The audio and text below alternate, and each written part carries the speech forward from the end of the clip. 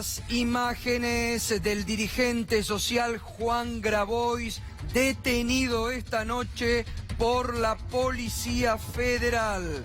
Al dirigente social así se lo llevaban detenido esta noche la Policía Federal después de una violenta represión en Plaza Constitución. El gobierno lo tenía en la mira a Juan Grabois por encabezar uno de los movimientos sociales más importantes de la Argentina y además por ser el amigo del Papa Francisco. Recordemos que el gobierno está en una campaña permanente contra el Papa Francisco y contra todos aquellos que estén cercanos. Así se lo llevaban detenido, imágenes exclusivas de Minuto 1, a Juan Grabois, que en estos momentos está detenido en la comisaría 18 de la avenida San Juan y avenida Entre Ríos, donde han comenzado a congregarse distintos dirigentes políticos, sociales, también abogados, pidiendo por su inmediata libertad. Vamos a seguir informando al instante sobre este gravísimo hecho de la Policía Federal. Muy bien, continuamos.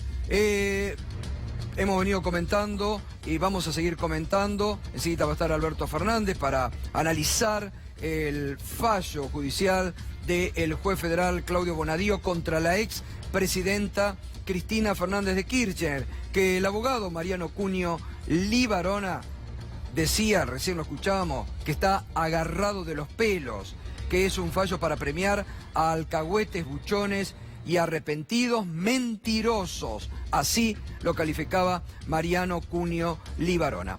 Pero uno de los puntos centrales, como lo hemos venido comentando desde ayer con Darío Villarruel, se basa en la declaración de José López.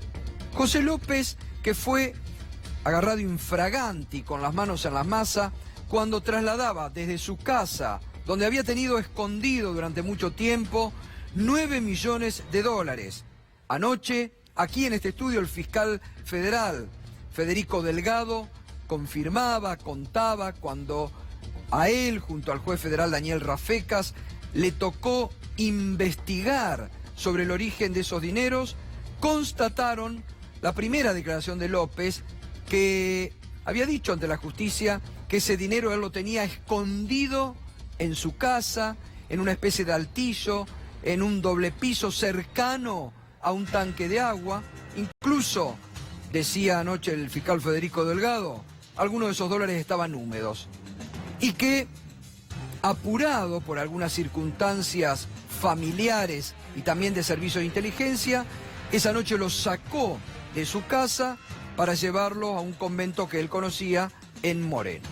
Él fue cambiando la declaración, mintió en el juicio oral y público por presunto enriquecimiento ilícito y Stornelli y Bonadío lo tomaron, lo llevaron, lo aparecieron como arrepentido, le mejoraron las condiciones, lo sacaron de la cárcel de Ezeiza, lo tienen en la Montada de Palermo, muy cómodo, y obviamente que José López cambió la versión. No lo que decía la tapa del diario La Nación del domingo, que La Nación afirmaba que José López había dicho que el dinero era de Cristina. En la declaración dice, creía, en ningún momento la nombra directamente. Pero vamos a presentar este documento exclusivo. José López, una vez detenido desde la cárcel de Ezeiza, le escribe una carta a Julio De Vido.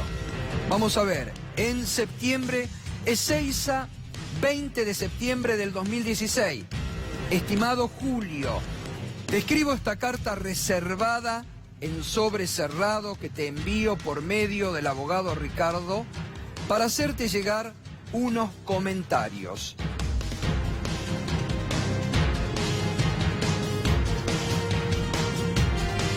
Quiero decirte que lo hecho está y no lo puedo volver atrás. Solo a modo de comentario, quiero decirte, habla del momento en que lo agarran entregando los bolsos en el convento de Moreno. Quiero decirte que ese día se me habían metido a la mañana dentro de mi casa. Y bueno, resolví como lo hice.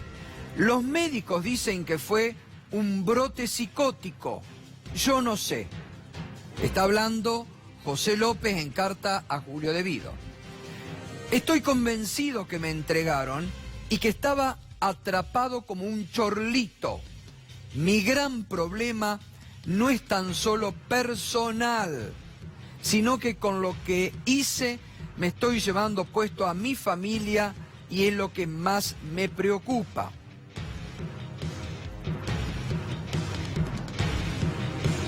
Quiero solicitarle al señor juez que cite a declaración testimonial a los presidentes. Acá empieza a hablar ya de lo que en esos momentos se venía denunciando, que era todo el tema de la obra pública y de Lázaro Báez y cómo se lo iba relacionando a él. Entonces le dice él a De Vido: quiero solicitarle al señor juez que cite a declaración testimonial a los presidentes de las 35 empresas de la solicitada para que indiquen si yo, como secretario de Obras Públicas, le indiqué a alguno que no se presentaran en alguna licitación. Para que indique si yo, como secretario de Obras Públicas, organicé alguna mesa o reunión para arreglar alguna licitación. Para que indiquen si yo, como secretario de Obras Públicas, le solicité en algún caso retorno o entrega de alguna suma de dinero a cambio de la adjudicación de alguna obra. Ojo con esto, ¿eh? Esto lo escribe José López en Ezeiza, en el septiembre del 2016. Por eso es importante ver las distintas versiones en distintos momentos de José López. Y le escribe esta carta personal a Julio De Vido, que ahora estamos dando a conocer, que yo supongo que va a ser de interés de la justicia también. A ver, Darío. La causa tiene que ver con Julián Ercolini y es la causa de la obra pública. Él manda la carta de septiembre porque él ya estaba citado para octubre a prestar declaración en esa causa donde está procesada Cristina Fernández, Julio De Vido y obviamente José López. Y lo que llama la atención, que ella declaró esto en el expediente que tiene Ercolini y que ahora está en juicio oral.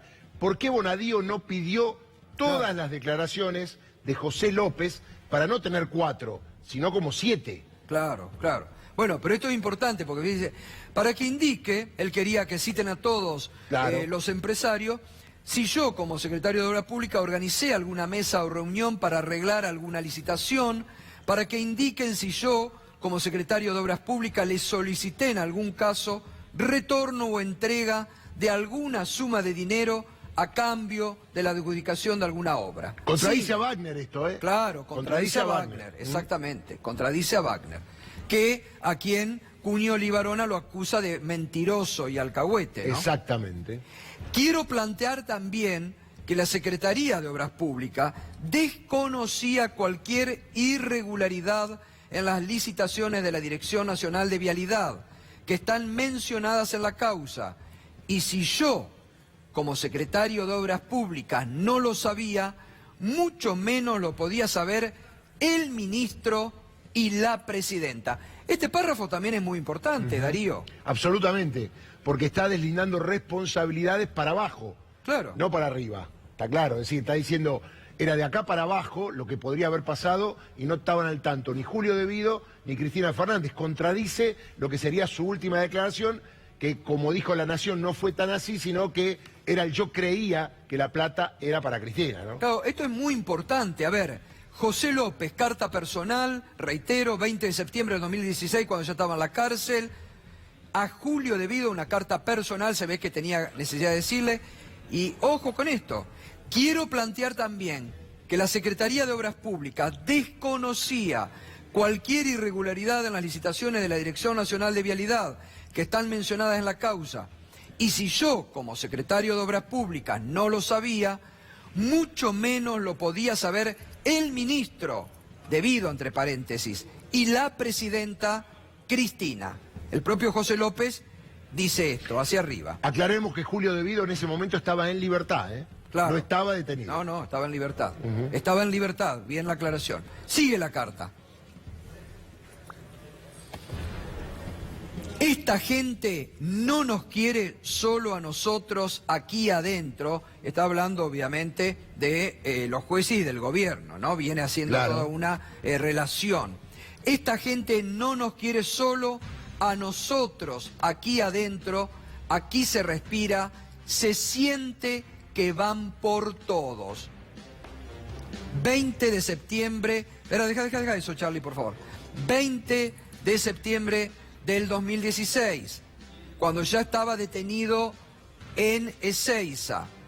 Esta gente no nos quiere solo a nosotros aquí adentro. Aquí se respira, se siente que van por todo, dice José López, en septiembre del 2016 en esta carta a Julio De Vido. No habla del servicio penitenciario, aclaremos, ¿no? No. Habla del gobierno, de los jueces y todo lo demás. Sí. Solo la fortaleza política de Cristina, ¿cómo puede cambiar una persona? Esto es interesante en José López, ¿no? Y se le fue la convicción, Bueno, diríamos. solo la fortaleza política de Cristina hará que este proyecto no se destruya. Y esto no lo decimos solo por nosotros dos, sino por mucha gente que abrazó nuestra causa. Y al final firma: un fuerte abrazo, espero tu comentario, José López. También digamos que la relación política entre José López y la expresidenta Cristina Kirchner nunca fue buena, nunca fue una relación fluida. Incluso él quiere ser candidato en Tucumán, va a ir, quiere ser candidato incluso candidato a gobernador, e incluso lo mostramos acá, algunos actuales funcionarios de Cambiemos, iban acompañándolo a José López en esa posibilidad de ser candidato a gobernador. Después, finalmente, no va y desiste de eso y pretende ir de diputado nacional. Quien lo baja de la lista de diputado nacional es la propia Cristina Kirchner. Y Mansur, o Alperovich, mejor dicho, en el armado de la lista de Tucumán, como premio consuelo, le da ser diputado del Parla Sur a José López. Bueno, esa es un poco la relación política. Esto es la carta, reiteramos, 20 de septiembre del 2016, otra versión de José López. ¿A qué José López le creemos? Bueno, ya no lo sabemos. El fiscal Carlos Stornelli habló anoche. Fíjese lo que dijo el fiscal Carlos Stornelli. El caso de López terminó como un protegido, no se sabe dónde está, ni le estoy preguntando dónde está, pero yo no lo sé. Está protegido de tal manera que nadie sabe dónde está. Está protegido porque era necesario que no vuelva a su lugar de alojamiento. Sí. ¿Había recibido amenazas él? Él contó algunas cosas que no quiso que pongamos en el acta. Entonces yo no quisiera traicionar esa confidencialidad. Pero el acta ya ha trascendido, ¿eh? No, el acta sí, pero las cosas que él dijo que no se pusieron en el acta, que él pidió que no pongamos en el acta, yo no me gustaría ser yo el que las diga. Bueno, a ver, podemos escuchar, es un fiscal federal el que habla, ¿eh? Y está hablando de una persona que está presa, que según lo que sabemos está detenido ahí en la Montada de Palermo, muy cómodo. ¿Podemos escuchar nuevamente a este fiscal federal hablando? El caso de López terminó como un protegido, no se sabe dónde está, ni le estoy preguntando dónde está, pero yo no lo sé. Está protegido de tal manera que nadie sabe dónde está. Está protegido porque era necesario que no vuelva a su lugar de alojamiento. Sí. ¿Había recibido amenazas él? Él contó algunas cosas que no quiso que pongamos en el acta. Entonces yo no quisiera traicionar esa confidencialidad. Pero el acta ya ha trascendido, ¿eh? No, el acta sí, pero las cosas que él dijo que no se pusieron en el acta, que él pidió que no pongamos en el acta, yo no me gustaría ser yo el que las diga. Doctor Boyko, ¿qué le merece esto? No, y por lo menos indignación. La verdad que, primero quiero decir algo respecto de la carta. Si hablamos de credibilidad, de insumos probatorios, es mucho más creíble la carta que ha escrito José López en aquel septiembre del 16, que no estaba coaccionado bajo ningún medio que uno supiera, que lo que hace ahora, que es cambiar deliberadamente al premio, digamos, de la libertad o los traslados, esas declaraciones que ahora se indica la expresidenta como parte. No, tampoco las indica, digamos, ¿no? Eso hay que decirlo, porque yo creía, lo cual él creía es todo suposición. Por lo tanto, es mucho más creíble y habría, en todo caso, que incorporar esa carta y preguntarle de nuevo qué es lo que quiso decir allí, porque es una prueba, me parece importante, desincriminatoria respecto de lo que ahora pretende incriminar con ese creo. Eso por un lado. Y lo de Stornelli, la verdad que yo ya no perdí el asombro, porque lo que está haciendo el fiscal es confesando que en el marco de una declaración, seguramente en el marco del arrepentimiento de la ley 27304, está ocultando información que le suministró el imputado y está deliberadamente falseando ideológicamente el instrumento público. Para ser claro para todo el mundo, significa que un instrumento público tiene la posibilidad de otorgar certeza a aquello que se dice porque hay un funcionario público que garantiza justamente esa veracidad. Él está diciendo que él decidió no incorporar ese instrumento público a su conveniencia o a su decisión, aspectos que según él son relevantes y se comprometió con el imputado. Yo no puedo creer... A ver, ahora, ¿no hay un abogado defensor ahí? La defensa de López... Bueno, sí, no sé, pero lo que quiero decir es que están tan desbocados que dicen esto y no les pasa, o sea, no tienen vergüenza de decirlo, ¿no? Es muy grave. Con total impunidad, están desbocados, pueden decir cualquier cosa. Bueno, ahora lo seguimos analizando. Reiteramos, fue detenido esta noche el dirigente social Juan Grabois por la Policía Federal. Esto decía cuando se lo llevaban detenido. El nivel de arbitrariedad del gobierno de nuestro país ha llegado a un grado intolerable.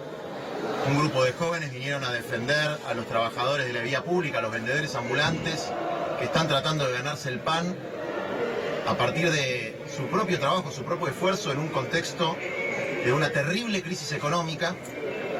Personalmente llegué para ejercer mi rol como abogado y fui detenido de manera arbitraria, con golpes, con insultos, y aquí estamos junto a trabajadores migrantes de Senegal, junto a militantes sociales, a Rafa, secretario general de la CETEP Capital, a Sergio, presidente de la Federación de Cartoneros y Recicladores, a Alejandro Valiente. Hemos sufrido todo tipo de maltratos, nos han detenido de manera absolutamente arbitraria y hemos sido hostigados por nuestra pertenencia política y organizativa. Entonces, nosotros le pedimos al pueblo que haga sonar el repudio por estos actos de intimidación que se dan en el marco de la entrega de nuestro país al Fondo Monetario Internacional, el saqueo de nuestros recursos, el hambre y la miseria de las mayorías populares.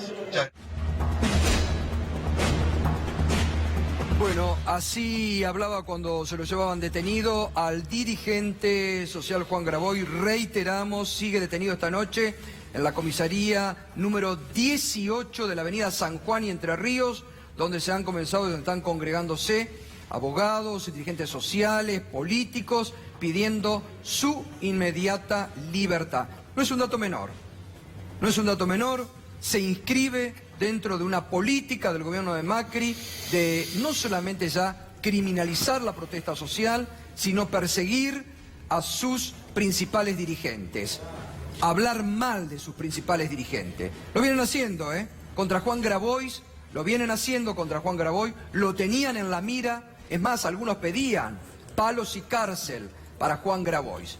Y ahora lo acaba de hacer el gobierno de Mauricio Macri. Un dato, Gustavo, acompañó hoy a Cristina Fernández de Kirchner a la declaración indagatoria, Juan Grabois. Bueno, es un dato político también para tener en cuenta. Es preocupante, doctor Boyko, lo que está pasando ya a nivel de la Argentina, ¿no? Porque digo, todos los abogados que han venido en las últimas horas aquí, Beraldi, Mariano Cunio Libarona, Podemos escuchar, porque me parece que es muy importante volver a escuchar lo que decía Mariano Cuño Libarona sobre el fallo de Bonadío, porque lo está diciendo un abogado que forma parte de la familia judicial. No es kirchnerista, no es cristinista, no creo que todo lo contrario, porque él lo ha manifestado, es muy crítico, pero es un hombre de la familia judicial. Y es importante tener en cuenta lo que dijo Mariano Cuño Libarona, que ya hace un mes denunció que había que mentir, que había que incriminar a alguien, que había que nombrar a alguien si querían salir en libertad. Y hoy dijo sobre el fallo del juez Bonadío lo siguiente.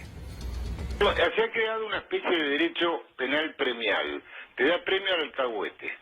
Entonces fomenta algo gravísimo, no solo el arrepentimiento semicoactivo en algunos casos, sino que también fomenta la mentira, porque hay muchos que fueron premiados, tipo Wagner y Clarence, que mintieron a lo loco.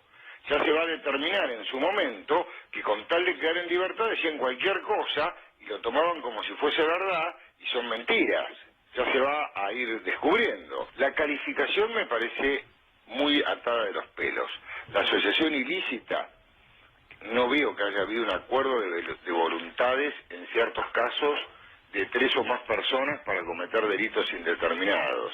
Es decir, en cierta estructura, en el gobierno, en el que pagaba mensualmente y demás, podría ser, pero el que pagó una sola vez para la campaña, como hay muchos, y le pone asociación ilícita, me parece que erra. El alcahuete está en libertad, y el que mintió está en libertad, y hay gente que está presa. A eso me refiero. Es proporcional el tratamiento. En estos 42 procesamientos, ¿vos sentís que queda libre el que fue alcahuete aunque haya mentido? Sí, hay casos. Te voy a dar ejemplos. Wagner y Clarence, 2 embusteros, dijeron cosas que no son ciertas y ya se va a determinar. Y son 2 personas de alta responsabilidad, de estrecho vínculo con la jefa y los organizadores, y están en libertad. Bueno, 2 embusteros, ¿no? Dice, mentirosos, alcahuetes, un fallo agarrado de los pelos. Es Mariano Cuño Libarona el que habla, ¿eh? No es cualquier abogado. Está el Vasco de Mendiguren, él fue presidente de la Unión Industrial Argentina, y hay un hombre, no nos olvidemos, de la Unión Industrial Argentina, Juan Lascurain, que justamente por no prestarse a lo que estaba diciendo Cuño Libarona, de mentir, de incriminar a alguien, hoy está preso. ¿Qué tal, Vasco? ¿Lo fuiste a visitar en las últimas horas? Sí, estuve el viernes. Primero, yo quiero mucho a la institución, fui 2 veces presidente, 3 vicepresidentes, 130 años de historia. Porque hay una carga también. Juan Carlos, por supuesto, Juan Carlos fue un presidente de la Unión. Yo tuve hasta diferencias con él cuando estábamos en la gestión y todo esto. Pero quería charlar con él, quería estar con él, quería que me contara. Y la verdad que creo las cosas que me ha dicho. No está acusado, no tiene causa todavía. Entonces dice, me piden que me arrepiente. ¿De y qué? no tengo de qué arrepentirme. ¿Le dijo eso? Exactamente. ¿Le piden? Me piden que me arrepiente. ¿Quién es? ¿Tornelio Bonadío? Sí, bueno, no me especificó quién era. Claro, pero bueno. Y yo es una causa muy clara, por una obra muy clara. Era una obra de 500 millones de tramo de una ruta. La ganamos. Recibí 14 millones de pesos de todo lo que le quedó en su cuenta, porque había recibido un anticipo de 45, de los cuales pago impuestos, está todo documentado. Pago impuestos, pago IVA, pago todo, y le quedaron 14. Contra esto yo tengo cauciones, no se ejecutó ninguna caución. La obra no se terminó, no porque no la hayamos hecho, porque el gobierno que llegó la suspendió. Claro. Yo intimé por telegrama la continuación de la obra y no se me respondió. Fui 2 veces a tribunales, las 2 veces que fui, se me interrogó, me fui y de último momento viene este tema. Lo que él cree, y yo algún crédito le doy, es que bueno, esa ilusión que generó Wagner, la Cámara de la Construcción, el arrepentido, el hablar de un sistema corrupto de asignación de cuentas, también se puede dar en una institución como la UIA. Entonces tomamos un presidente, le obligamos y puede ser que de acá salga algo. Cuando la UIA en esto no participa en la obra pública, pero lo vi fuerte y no va a arrepentirse de nada. Bueno, si no tiene de qué arrepentirse, Gustavo, le están pidiendo que mienta, como dice Cuño Libarona, que mienta, que involucre a alguien para que se vaya a su casa, ¿no? Es importante lo que Sí. dice porque el amigo tiene prisión preventiva y sí. esto ya está firmado. Y lo que él acaba de explicar, el tema del dinero, de dónde salió, cuánto fue, cómo fue, es lo que Bonadío no explica en las 551 carillas. Es decir, falta ese elemento. Sí. ¿Qué dinero? ¿Dónde salió? ¿Por qué obra? Esto no lo ha investigado todavía. Y está José Urtubey, también es miembro de la Unión Industrial Argentina. José, ¿y vos creés que están todos los empresarios sospechados de ser corruptos por lo que denunciaron estos presuntamente involucrados o arrepentidos? Sin duda que no. Me parece que en algún punto el pagar justos por pecadores es un exceso, así como hay empresarios que pueden haber cometido algunos ilícitos, hay empresarios que tienen una conducta intachable en la Argentina. Dentro del contexto que hoy vive la economía argentina, la crisis en la cual estamos, por supuesto, a mí me preocupa mucho más que la agenda, en vez de estar discutiendo estas cosas, también podamos discutir qué pasa, por ejemplo, con la dilatada reforma impositiva que iba a tener como prioridad tardía, pero que iba a tener alguna implicancia en la realidad que iba a empezar, y seguimos discutiendo. Y la realidad económica nos va avasallando cada día, claro. Y obviamente no sé cómo vamos a llegar al año que viene. Esta exacto. es mi preocupación hoy, ¿no? Ahora lo veremos porque justamente es para hablar del presupuesto y lo que se viene. Alberto Fernández está. Buenas noches, Alberto. Bueno, escucharlo hacer el análisis. Usted hoy a la mañana decía que estaba esperando justamente cómo explicarle a sus alumnos de Derecho Penal y que ha encontrado una nueva doctrina, el más o menos de Bonadío, ¿no? Quiero serles franco que me dormí a las 3 de la mañana leyendo las 500 y pico de páginas que no dicen nada.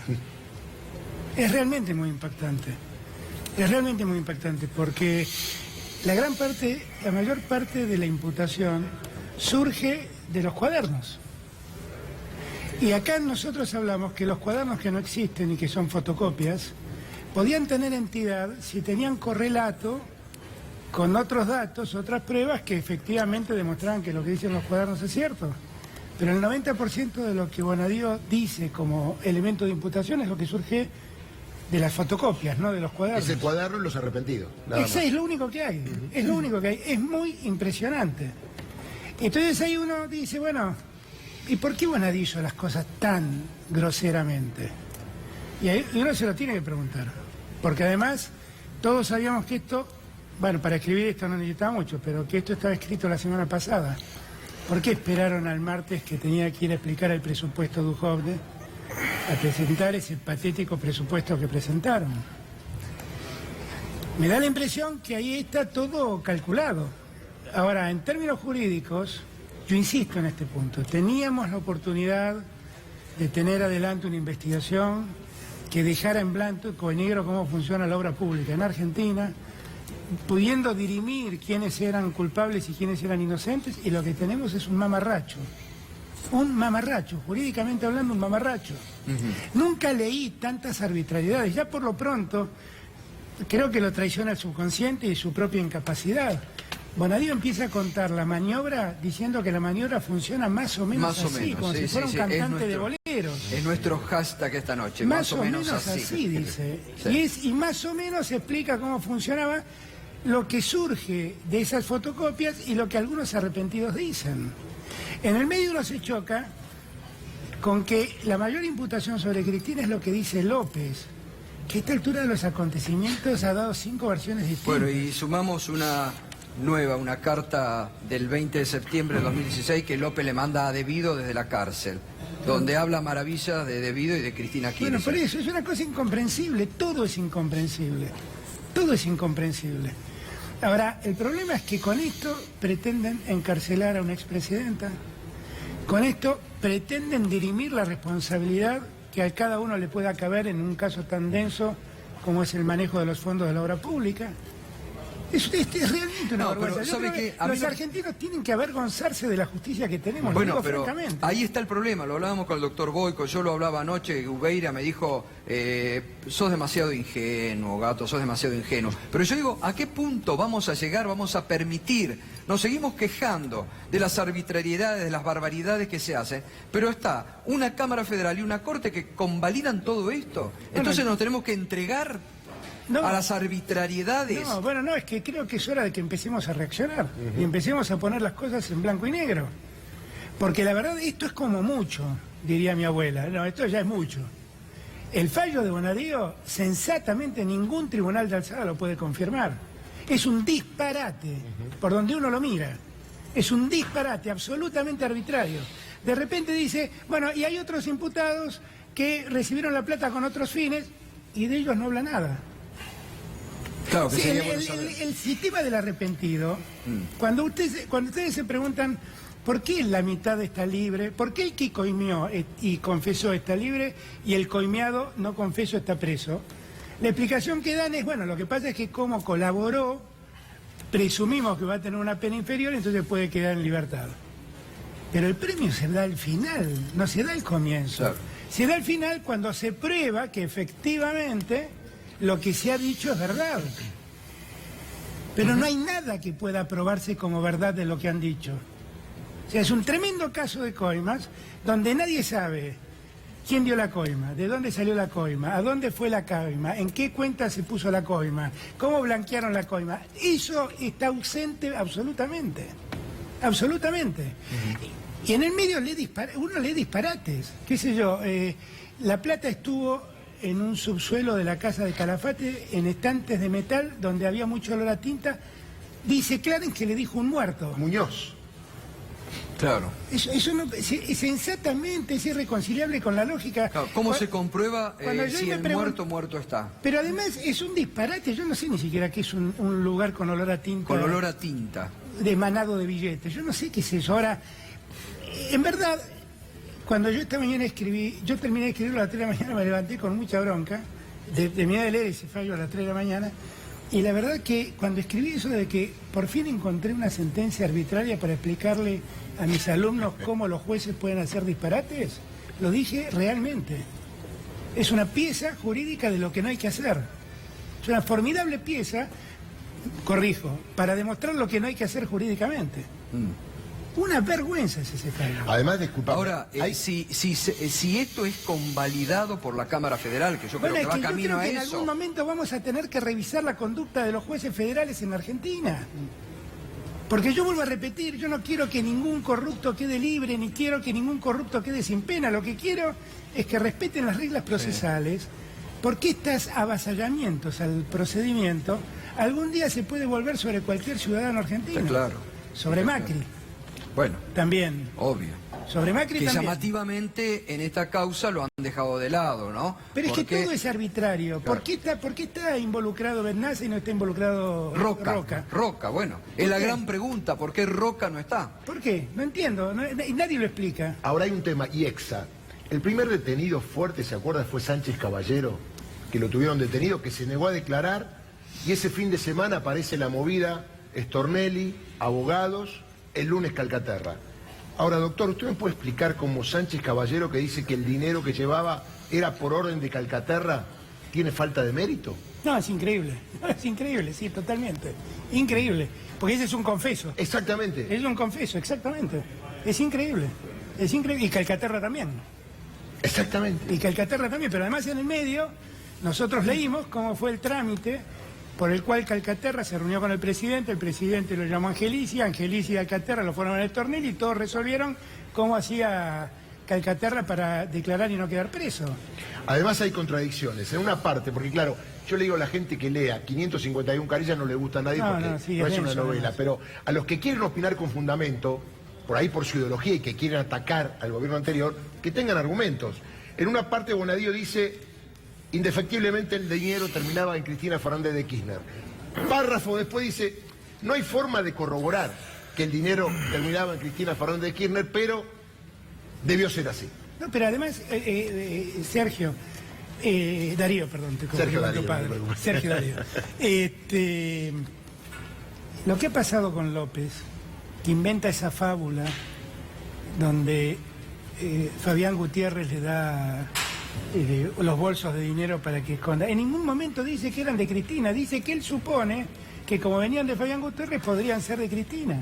Eso es lo que dice, no dice lo que dijo La Nación el fin de semana. Además, Fabián Gutiérrez Además negó. hoy se presentó, hoy hay que decirlo, hoy Fabián Gutiérrez se presentó espontáneamente ante el juez Bonadío, negó absolutamente Esta es todos la los principal hechos. prueba de cargo contra Bueno, Cristina. lo negó, dijo que nunca se reunió, que nunca lo llamó telefónicamente y que nunca habló con José López. Lo negó hoy ante el juez Bonadío. Lo negó Y ayer hoy. lo escuché acá mismo, al fiscal Delgado, Sí. explicar que en la causa de los bolsos de López, ellos tienen detectadas todas las llamadas que Sí, López sí. hizo, no hay ninguna llamada. No hay de ese ninguna tipo. llamada, lo dijo claramente y tienen el fiscal filmado Delgado. el trayecto del auto y Exacto. nunca lo acompañó nadie, como dice López. Exactamente. Y que nunca hubo una Esa llamada. es la principal prueba de cargo Bueno, contra Cristina. Se le Yo cae, creo- ya se le cayó yo- hoy. miren, hoy Ya se le leía- cayó hoy a Bonadío esa Hoy causa. leía que Romero, el empresario, dijo que las coimas en el transporte se terminaron cuando llegó Randazzo.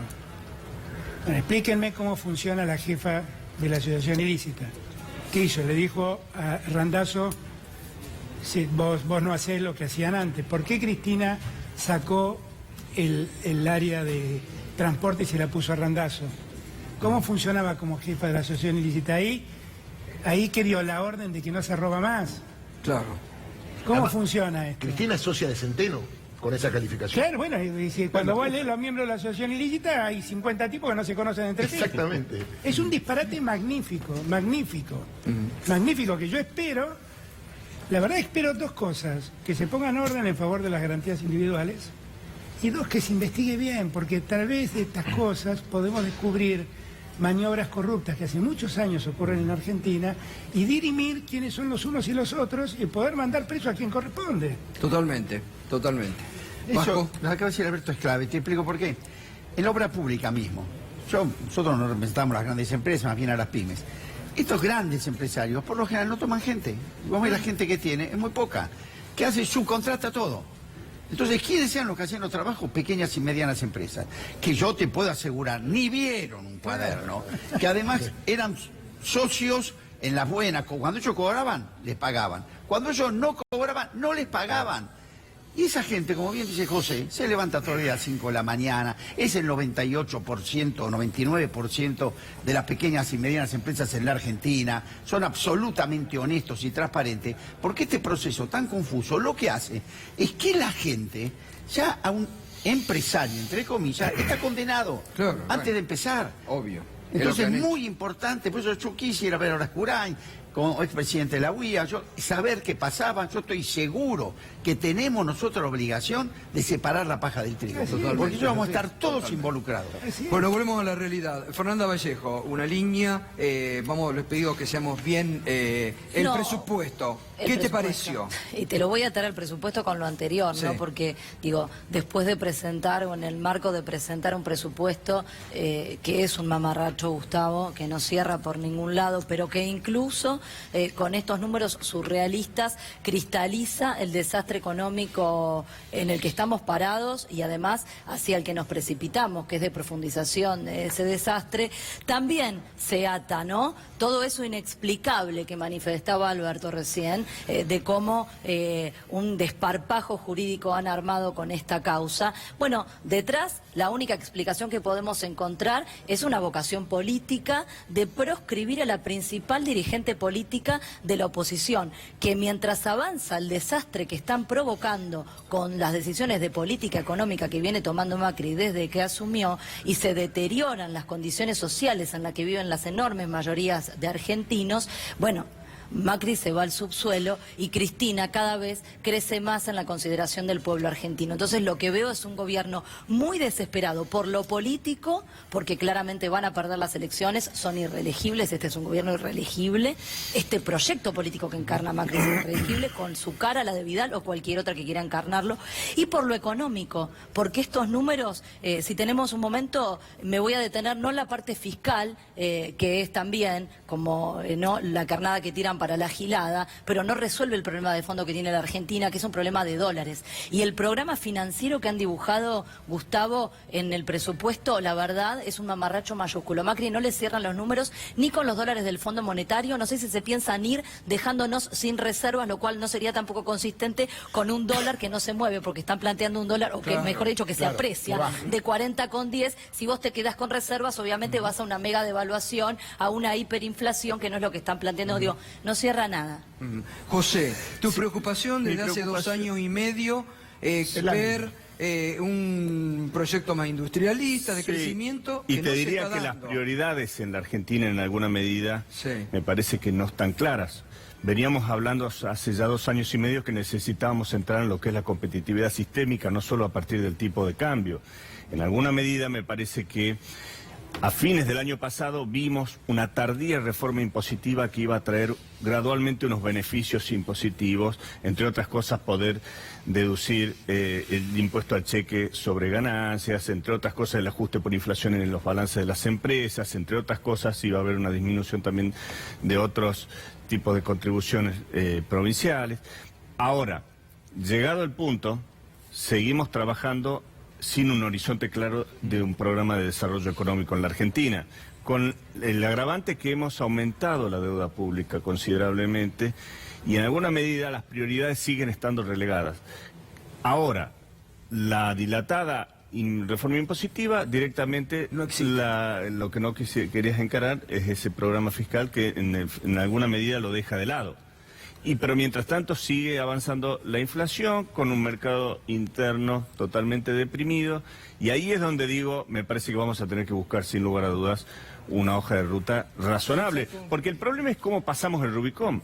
Seguramente la foto del año que viene va a haber algún tablero que con malas índices, pero van a ser mejores que el de este año, pero el tema es quién pasa. ¿Quién atraviesa? Eso está bueno. ¿Y cómo atraviesa? Bueno, yo el otro ¿quiénes día, se quedan abajo? el otro día No hablaba... está claro que vaya a ser mejor que este año, ¿no? Porque estamos hablando de un desplome del consumo, estamos hablando de un desplome por eso dije, va a ser de los eventualmente salarios. mejor en términos de que el ajuste, porque si le secás 500.000 millones de pesos a una plaza, el déficit va a mostrar una mejora. No sé si será lo bueno o malo. No, el déficit pero digo, está bien. Bueno, son El indicadores, déficit, son indicadores primario. económicos. Ahora, son que indicadores... vamos a estar mejor los argentinos. Yo no dije eso. Que van a estar mejor las empresas con una caída de 10% de la inversión, de 40% de no los dije gastos eso, de capital. estás parcializando lo que yo dije. Yo te estoy diciendo, eventualmente podrás ver un tablero con algunos índices que serán un poco mejor que este año, siguiendo patéticos, porque no van a ser buenos. Eso no tiene nada que ver con que va a haber muchísimas pymes, va a haber muchísimas empresas, mucho empleo fabril que va a quedar en el camino. Cuando yo digo no se va a poder atravesar el Rubicón, te estoy diciendo eso. Claro, entonces, ahí es donde tenemos que prestar la atención. Vamos a los grandes lineamientos. Yo creo que también hay impericia. Lo que presentaron, por lo menos mala praxis, ¿no? Y además venimos de un antecedente, fijemos que el presupuesto que hoy está vigente, repasemos las cifras que el gobierno dio. 10% de inflación, estamos en el 40. Dólar de 17.90, dólar en 40. La tasa de interés iba a rondar el 20, está en el 60. Creo que ya el que hizo eso, por lo menos, crecimiento 3,5, vamos a decrecer. Por lo menos una empresa, el que hizo eso, no está mal la empresa. Por lo menos, mala praxis se va seguro. Bueno, hoy es el mismo que me trae el nuevo. Ya estoy preocupado con el tema. Pero fíjate cosas grandes. El 54% del ajuste se va a pagar intereses de la deuda. Vamos un poco a lo central. Nosotros somos industriales. ¿Qué panorama tengo? Bueno, fíjate, pagaste el costo de la devaluación, ahora ¿qué tenés que hacer? Que no vaya a precio, para que por lo menos permita... Ya sabemos que la economía la dolarizaron. Al estar dolarizada la economía, es imposible que esa devaluación sea competitiva. Vamos a pagar todos los costos de la devaluación y no va a haber ninguno de los beneficios que pueda tener la devaluación. Segundo, ¿qué dice el gobierno en estos números? Grandes cosas. Te dice, como ustedes hablaron, que el tipo de cambio va a estar igual que ahora. Pero la inflación, que va a ir al 30 y pico, como muy optimista, la deja en el 23. Un perito mercantil te dice que volviste al retraso cambiario. Volviste al jarabe que te llevó hasta tos. Pero además, Vasco, a ver, vos estabas ahí conmigo cuando Duhomne hizo la presentación. El único motor de crecimiento que tienen para el año que viene son las exportaciones, que no están los fundamentos de cómo explicar que eso se supone que va a crecer. Y el único fundamento que Duhovne dio para decir que van a crecer las exportaciones es la competitividad del tipo de cambio. Y por otro lado te están diciendo que van a trazar nuevamente. Por eso digo, las inconsistencias, donde uno se pone a buscar renglón por renglón, está todo plagado de inconsistencias, porque la verdad es que no cierra absolutamente Fernanda, pero hay uno que es nada. muy claro, que dice, lo único que cierra la deuda sobre PBI sube 30 puntos. La deuda PBI, que hasta ahora la teníamos en el 30 y pico %, la está llevando al 87% del PBI. Tremendo, sí, tremendo. Entonces yo te pregunto, casi 3,5 puntos dólares, solamente en intereses. ¿Y el casi sector 3,5 que ingresa los del dólares? PBI. Y ustedes, José, cada vez más para abajo, ¿no? No, lo que ¿Cuántos pasa es que puestos ya me perdieron? parece son 85.000 puestos de trabajo fabriles que se perdieron desde el 2016 a la fecha. Si vos comparás las fotos al día de hoy con el 2015, todavía estamos 6 puntos abajo en actividad industrial. Y los 12 meses que subsiguen vamos a estar planchados o peor. Entonces, ahí es donde digo, señores, busquemos cómo encender motores del desarrollo porque no vamos a poder pagar ni las cuentas. Lo que pasa es que este programa que presenta el gobierno es la contracara justamente de lo que vos anhelás, porque este es un programa de endeudamiento, yo de no veo especulación, programa, de es el fuga. problema, yo no veo programa. El problema es distinto, yo veo que no hay programa. Y hay una, brevemente, y hay una cosa que hay que sumar, que es el pedido que hacen de que autoricen al Poder Ejecutivo a renegociar deuda. En A peores reestructurar, condiciones que las actuales. modificando la ley de administración financiera, Claro. sin mejoras. No, pero reestructurar deudas sin mejoras y darle ese poder a los tipos que hicieron este estrago. Sí, los que nos endeudaron por 100 años piden un cheque en blanco para reestructurar en base a las condiciones del mercado. Gracias, como siempre. Gracias, Este inicio de discusión del presupuesto siempre los convocamos, nos preocupa el tema económico, así que lo vamos a seguir haciendo. Doctor Boito, gracias Fernanda, gracias José, como siempre. Gracias Vasco. Alberto, gracias, clarísimo. Pausa, cuando volvamos nos vamos al móvil con la detención de Juan Graboy, que sigue detenido en la comisaría 18.